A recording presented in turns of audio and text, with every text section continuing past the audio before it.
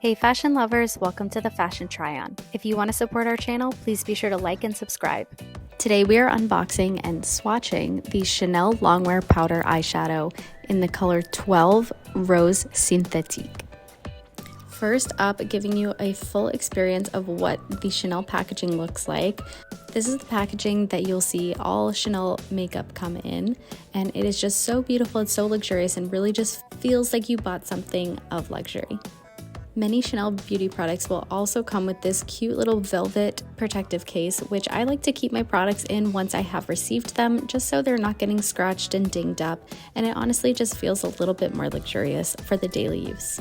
Now, if you have experienced other Chanel products, you will notice that the top of the product has a gold Chanel emblem, which to me was a little bit new. I'm used to using their blushes, which I believe still have their white emblem, so very interesting. Taking a look at our shadow itself, this is a very light pink color.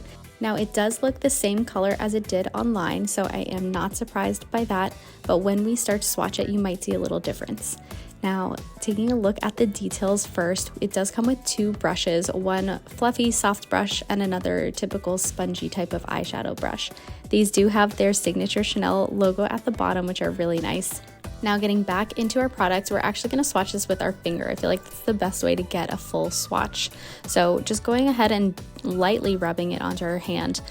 Usually I do this on my arm. I don't know why I did this on my hand, but you can see that it doesn't come out too pigmented. And I've noticed this with Chanel eyeshadows, that if I don't get a lot of product, it's not fully going to show up with the first try.